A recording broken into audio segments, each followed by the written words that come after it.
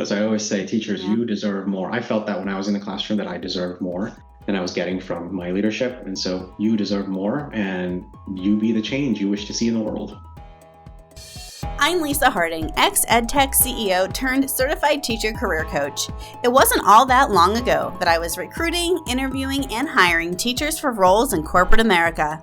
Teachers that ended up being some of my all-time best employees. Fast forward through my own career transition, where I left my role as CEO to become a stay-at-home mom, I now work with and empower teachers to transform their lives by turning their once distant career dreams into realities. In this podcast, I give you simple, actionable, step-by-step strategies to help you do the same. If you're a burnt-out teacher or simply need a change and you're looking to create a life you love, you're in the right place, friend. Let's get started. All right, in today's podcast, I am so excited to bring on a special guest. We are going to talk about an alternative career for teachers and just a different path and a different way to think about education. And so I think this episode for me is a lot more than what's beyond the classroom for just a teacher and more so about what's beyond in education. So I'm hoping we can dive into both of those aspects today with our guest, Amar Kumar, and we are going to bring him on. He is from K-Pod Learning, and welcome. Thank you so much for having me. I'm excited to be here with you. Why don't we jump in? And normally on this podcast, we hear from teachers who've made their own career transitions. And I want to get more into this whole concept of microschool, but I think you have a fascinating story for us about your own career transition. Yeah, happy to talk. So I was a school teacher as well. I taught in a very high needs school in India, where I was teaching high school math, middle school math, junior high, or elementary school math. I was teaching all the grades, and we had about 1,000 kids in the school. And I really started to appreciate the challenges of being a teacher, right? It's the usual stuff of it's really hard work, you don't get a lot of money, whatever. But for me, the thing that really bothered me is I didn't feel like I had enough control over how I wanted to teach, number one. And number two, I just felt like no matter what I tried to do, I only had one voice and one lesson plan a day. And I was trying to reach 30 kids who all had different needs. And that problem of trying to reach all students with one lesson plan is really difficult. And so that led me to explore lots of different pathways. I got into the world of online learning as part of this, where I said, oh, okay, so now a teacher isn't teaching in the traditional sense, an online curriculum may be driving some of the core instruction. And the teacher through Zoom can support the children, can provide academics, coaching and tutoring. But then it left all these other things to be desired, right? Kids want to be in person. The parents want them to make real friendships in person. And so for me, all of these things come together in the world of K-Pod, where we essentially help teachers start their own in-person schools that are driven partly by technology, right? So online learning can help the students sort of go through the content, but then you as the teacher are really showing up for kids in what they need every single day. So I'm excited to talk more about it. Great. And I noticed that you said, you felt like you didn't have enough control. And I feel like just the changing education landscape, more and more teachers are feeling that. Kind of even year after year, I feel like people are saying they feel like they're losing a little bit more control every year. It is. It's surprising that it's going that way. In so many other parts of our economy, control is being decentralized. It's being given to the people closest to the ground. But for some reason in education, we think it's better to centralize control, to centralize decision making. And what ends up happening is people who are furthest from the kids are often the ones empowered to make a decision on what curriculum to use, what standards to use, what pace to use, when to teach what. And those are not smart decisions, right? And so teachers end up saying, I've got to do it this way. This is what's coming to me from up on high. So I've got to do the right thing for that. But in their hearts, they know that that's not what this child needs. That tension is what leads to burnout more than anything else. Yeah. And one thing I see in our Facebook group often, and listeners, if you're not in our group, I'll make sure to drop the link in the comments, but I'll see teachers write, or even when I'm coaching with teachers, they'll say, I love teaching, but it's the environment that I don't love right now. What else can I do that's teaching, but not with all the other baggage, if you will?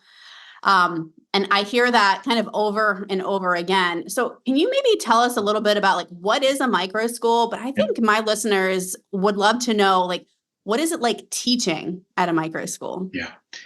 Let's start by imagining a future where you, if you're a teacher, you could design your own learning environment, your own classroom, your own students, your own daily schedule, your own curriculum, your own everything. Is You this a could, dream? this is start with a dream. You could build it all from scratch. And you could say, I really have a passion for serving this type of learner. Gifted learners, learners on the spectrum, learners who have ADHD or dyslexia, learners who are student athletes, learners who just love chess, learners who love robotics, whatever your passion is. You start with, I really want to just serve those kids because when I work with those kids, I light up. So that's where you Mm-hmm. start. And then for those kids, I think the ideal learning environment is a small room with a couch and some lounge areas and some flexible furniture where kids can choose where they sit. And once they're there, the best way for them to learn is through this curriculum and that curriculum. And I don't want to be necessarily teaching at the front of a class. I want to be sitting side by side with them and coaching them. Whatever. Just come up with your version of that dream. That is your micro school. Now, that is a dream. How do you convert that into reality? And the way you do that is by starting the planning process. And our planning process has 8 steps, which involve picking your location, starting your marketing activities, building a financial plan, understanding regulation, et cetera, et cetera. Right? There's 8 big blocks of things that you need to do. Some of them are hard, some of them are not. Some of them are easy to find information about. Some of them are very opaque. And what we want to do is help you say, okay, I do have this dream, because every teacher has that dream. Every teacher has some version of that in his or her head. And we want to say, bring that dream closer to the world. Let's help it come to life. So a micro school is anything you want it to be. And we speak to teachers who say, I just want to have a micro school with 5 kids. And those 5 kids are really high needs, but I'm going to be the best teacher they've ever had. And I'm going to build the best learning environment for those kids.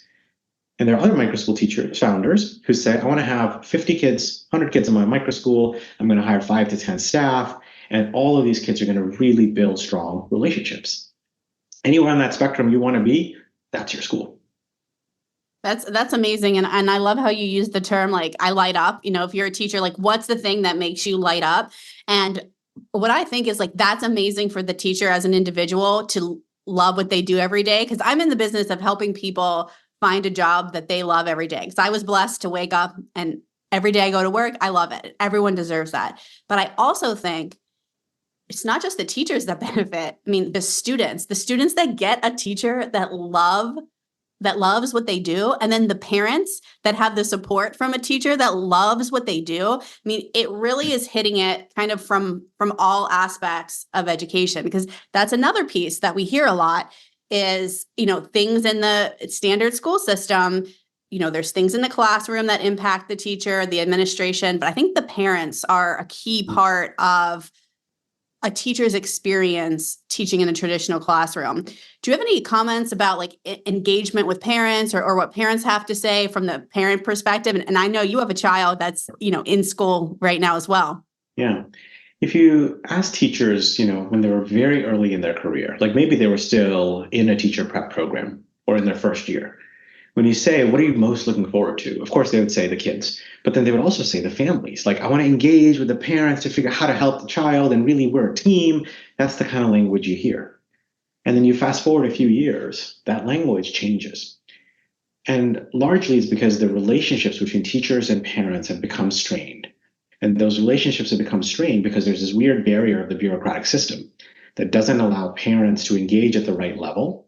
So they try to engage in whatever way they can. And then it doesn't allow teachers enough time or freedom to engage with the parents at the way they want. What you start to see in a micro school is, let's say my vision of a micro school is 10 to 12 kids.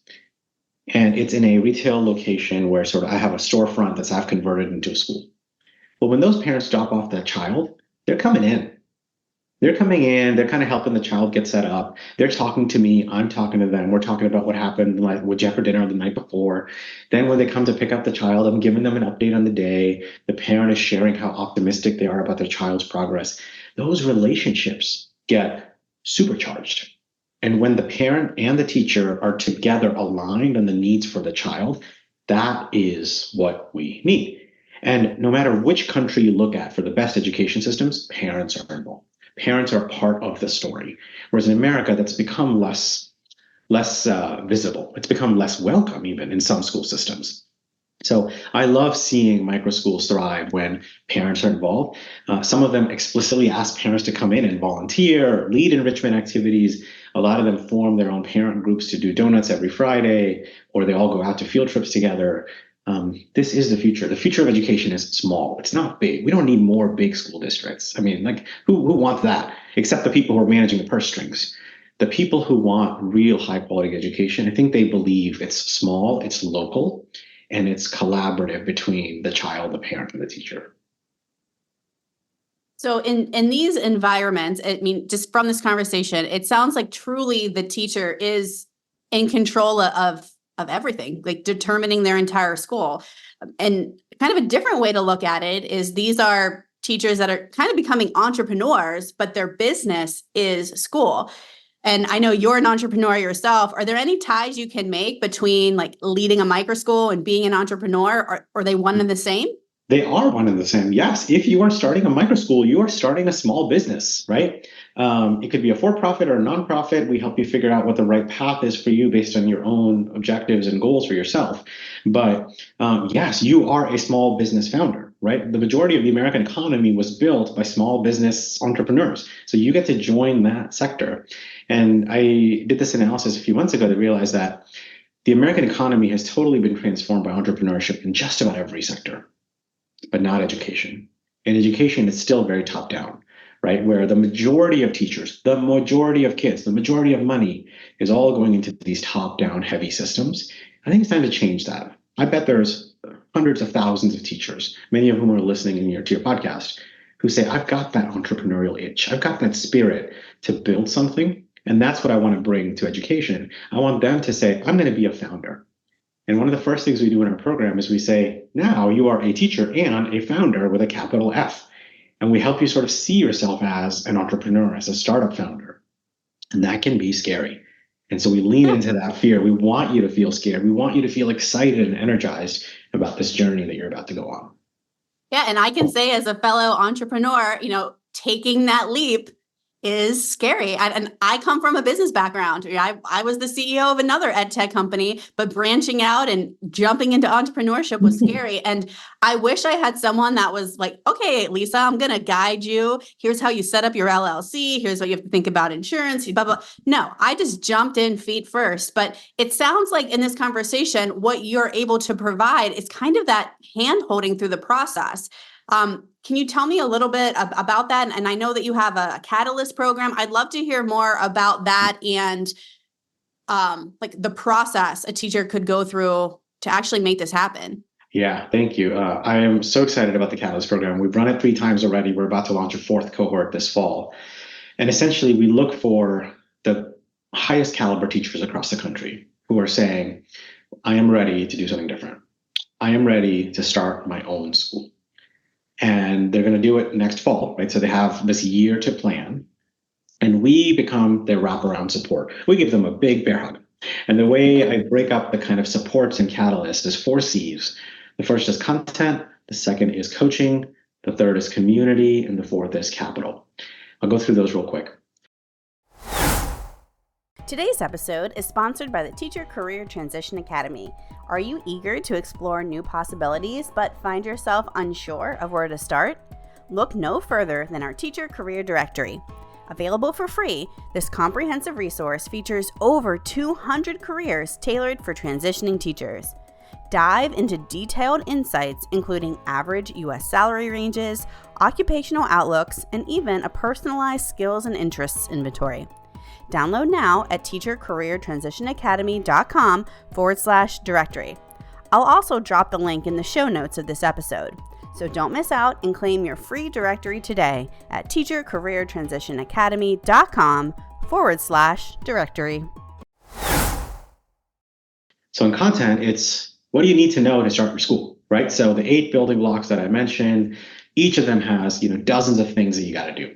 So we essentially give you the full roadmap for starting your school. We have a course that takes you through everything you need to know. So no matter which state you're in, we've done the analysis and we tell you what you need to know to start your school. So then you feel confident that, okay, at least I know what I need to do. I'm not missing anything. The second is coaching, which is one-on-one coaching with our team and other people who have started schools, and we believe they are successful founders who should be supporting you. And the coaching is there to keep you on track, to keep you accountable, to sort of pick you back up when you fall down, right? So we provide that coaching because you shouldn't feel like you're on this very scary journey alone. The third is community. You learn a lot from other people who are doing this, right? When you started a company, I bet you were learning from other founders. Teachers love listening to other teachers, right? So we have a very vibrant community of more than 100 founders who are starting their own schools. Some of them are ahead of you by a year to 2 years. Some of them are coming right behind you.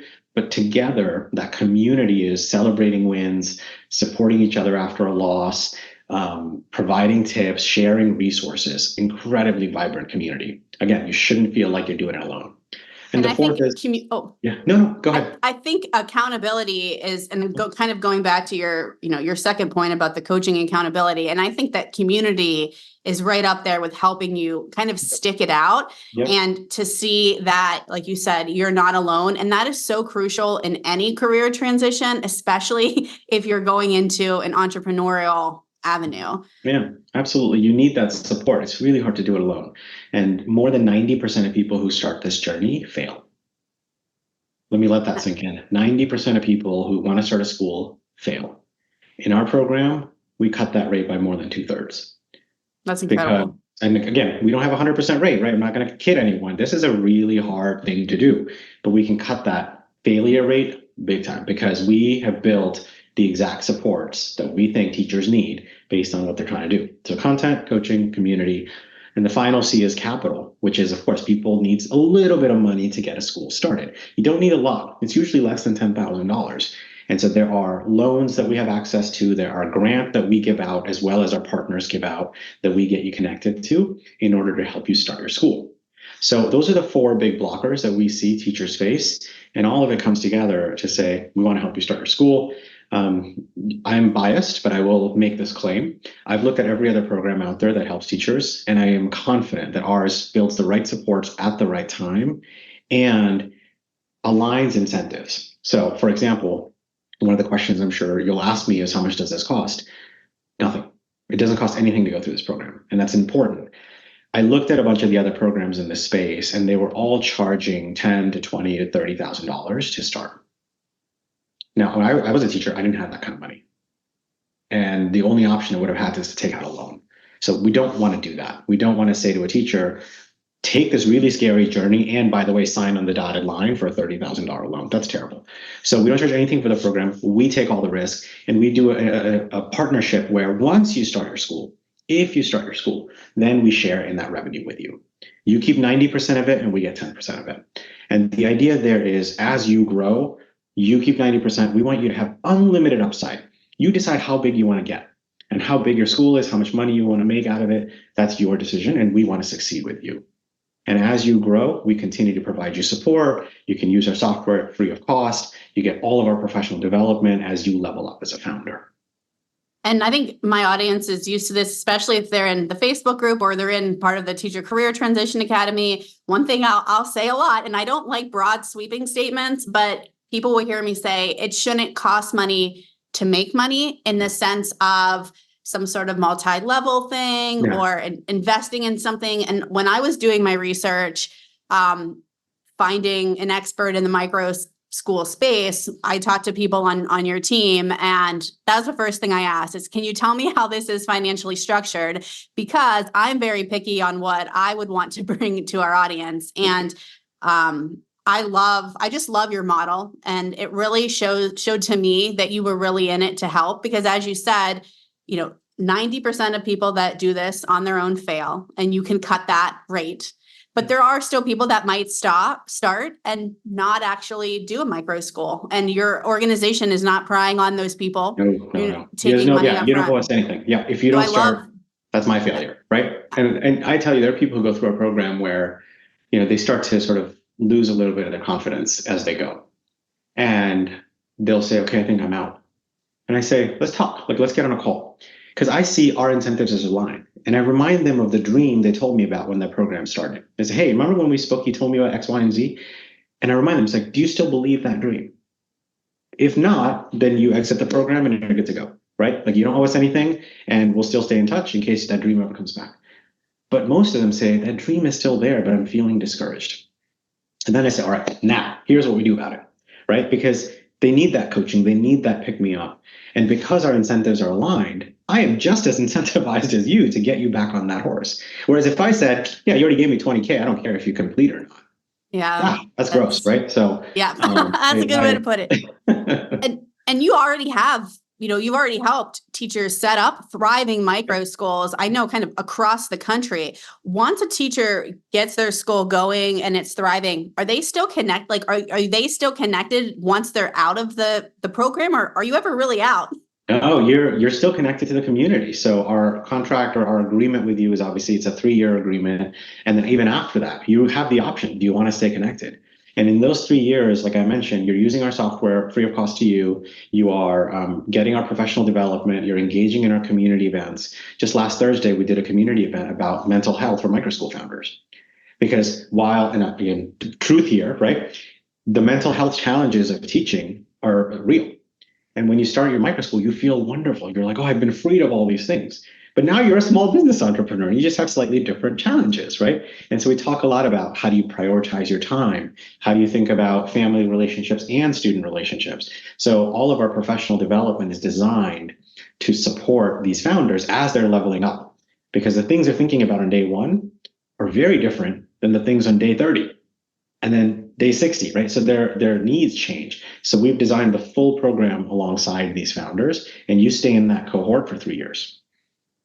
So you're a teacher, you go through the program, you get support, you get your small business loan, you start your micro school, and you get, some students in. I know you said you had marketing support and resources to help kind of build that. Who's funding the schools? Is it the parents who are sending their children? Yeah, most schools rely on parent tuition, right? So you can look at it sort of like a private school, and I'll give you one caveat to that. But essentially, you enroll students in your school, and then the parents pay tuition to come to the school. And that forms a majority of your budget. Now, there can be some grants and some donations, but generally, you should assume that parents are paying to come to the school.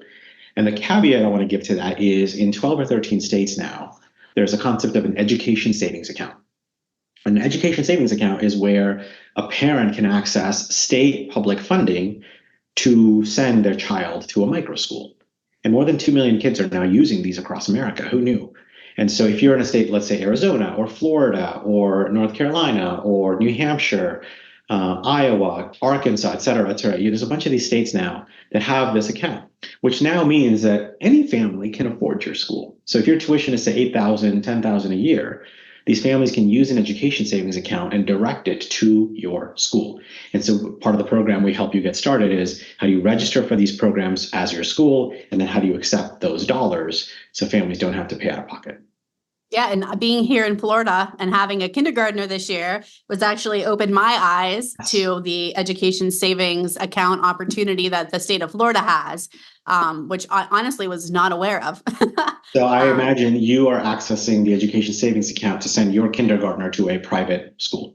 That's correct. Yep, and I do. And going through that process, I was reading like, oh, it can be applied to like alternative type, like a variety of different types of schools, and micro schooling would likely fall into that category. That's it. And, I say that in the last 100 years of education, it's been really hard to compete with free public schools because they were free. Very few people feel they're the absolute best in all things, but they happen to be free. So they become the status quo. And now with this education savings account dynamic, it levels the playing field. So now if you're let's say in Orlando, you can have a parent saying, I could send my child to the local school, which would be free, or use my education savings account to send them to a micro school, which also would be free. And so now the parent can make a decision based on what's best for the child, not necessarily their pocketbook. And so this is the world we want to bring about. And I think creating more supply of these high quality schools is a huge step to get there. So let's say I'm a teacher listening in to today's podcast. Where do I go to take the next step or to learn more about this journey? Well, I'm sure you'll put the link in the comments as well, but certainly you can go to kaipodlearning.com, Kaipod, or just search for Kaipod Catalyst, that program. So you'll get to our site, learn a little bit more. We have a ton of free resources on there. So if you're not sure, but like we have, for example, a school vision building kit. So you're like, you've got that vision in your head and I want to bring it out, use our free kit, print it out and start like filling it in. And if you start to feel your heart rate go up, and if you start to say, oh, like this would be really cool to bring to life, then consider joining our program. I think the program could help you then shape everything into a real business that you could run starting next fall. And the whole program is designed to work alongside your career. So if you are currently teaching or you're a school principal or something else, we know you need to continue earning that income as you're building your school. So the whole program is designed to be evenings and weekends, very asynchronous, so you can plan around your own needs. And then the idea is that next summer and fall, you start your school. So Kaipod Catalyst, kaipodlearning.com, either of those will get you to our site. Fill in an information form. We can reach out to you. And if you're ready to apply, there's an application. And we select, it's a pretty selective program. We take less than 20% of people who apply because we really want to make sure it's for the right people. And if you're not ready yet, there's a free option for you. But generally, for the people who are ready, we're going to start the cohort this fall. Okay. And the cohort, just to confirm, is part of the Catalyst program, which is all completely free. Yep, that's right. Okay. So listeners, I will definitely be linking the main website link. I'm also going to try to grab a link for you for the school vision kit and directly to the Catalyst program. So you'll have everything you need to start exploring this amazing path beyond the classroom that still allows you to do what you love, and now in an environment that you create for yourself. I think it's incredible. Thank you so much for joining us. Are there any final thoughts that you want to give to teachers out there? Thank you for what you do. You deserve more. As I always say, teachers, you deserve more. I felt that when I was in the classroom that I deserved more than I was getting from my leadership. And so you deserve more, and you be the change you wish to see in the world. All right. Well, thank you so much. Listeners, check out the show notes, and I'll see you on an episode soon.